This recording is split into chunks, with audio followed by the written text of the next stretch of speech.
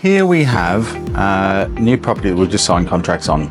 So this property is absolutely exceptional. It's got 8 bedrooms, 5 bathrooms.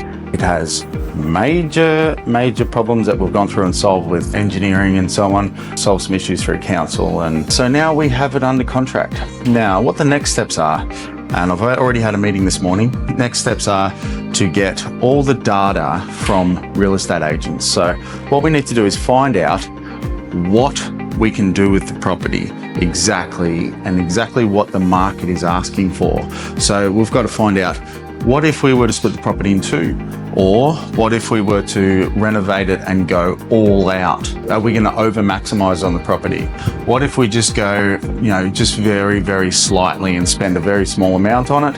What are our best options? So trying to get all that information just out of your own head and so on, you can research it and find out, which is always wise to do, back up your research, but get your data off the right people. So we've had one meeting with a real estate agent today. We're going to meet up with some other real estate agents and really find out the best way to get this property over the line, maximize the return with hopefully minimum spend, or maybe we need to spend more. Now, if we need to spend more, we then have to reach out for investors and so on this one. So our next steps after that is to get all the data. I've got another meeting here on Wednesday with a building certifier to go over all the data that we find out from the agents, on the best way forward to get the maximum out of this property.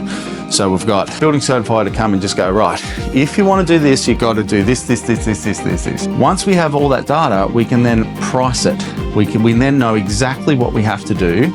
We have a very clear idea of exactly how much it's going to cost and exactly what our returns are going to be within the margin. So that is our next steps. We haven't actually got the property in our name yet, but it's in a unconditional contract. So that is happening. So the only other thing we need to do is also work with council, make sure that they are aligned and they are happy with the ideas that we want to go with, because we have to work with council on this one because it's been a bit of an issue for council. And then after that, we can go for building permits, get the engineering sorted, get the plans sorted, which we already have one set of plans ready and done, and engineering, but we might be better going on a different sort of avenue with it. We've got so many options with such a big property. The property's sort of split in 2 already. Do we open it up into one massive mega home with 8 bedrooms and lots of bathrooms and so on?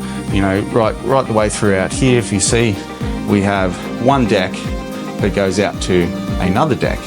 We could extend those decks out. The real estate agent did say that, if we add a pool, that's going to add massive value to the property. So we've got to work out all those costs, work out if it's worth doing, spending a lot to get a lot. Is it worth spending minimum and get a smaller amount?